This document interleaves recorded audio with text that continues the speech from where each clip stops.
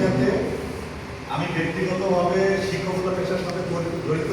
আমার দুইটা পেজ রয়েছে আমার নিজের, আমি নিজের প্রতিষ্ঠিত প্রিন্সিপাল। পাশাপাশি এই নেটওয়ার্ক মার্কেটিং বিজনেসের সাথে আমি জড়িত প্রায় 12 বছর। কত বছর? 12 বছর।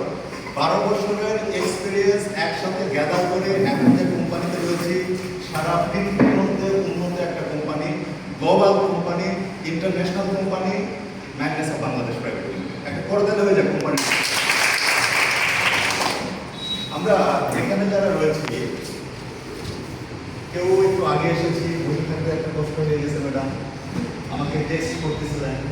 কেউ আবার একদম সবার শেষে এসেছি, প্রথম থেকে শুরু করতে পারিনি, ওনার কথা শুনতে পারিনি।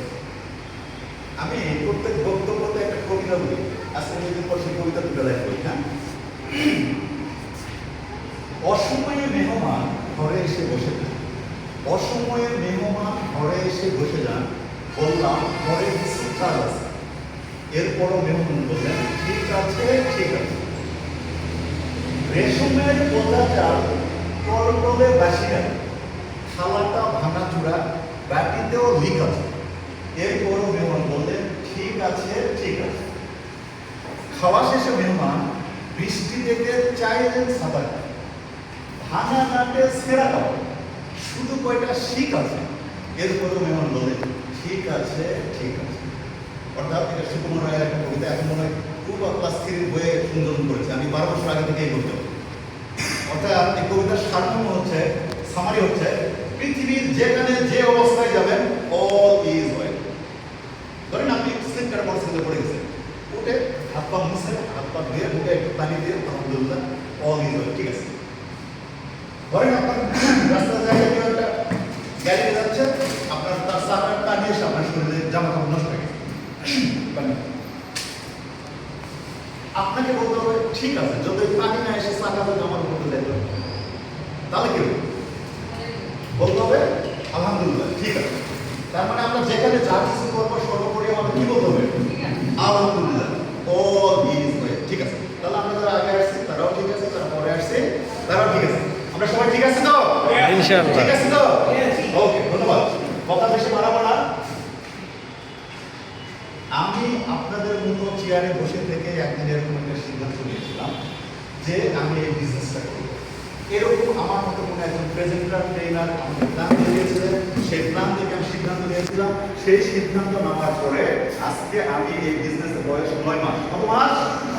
9 মাস। এটা যে বিজনেস চাকরি না, 9 মাসে আমার এমনও হয়েছে 1 মাসে 1,52,000 টাকা ইনকাম করেছি।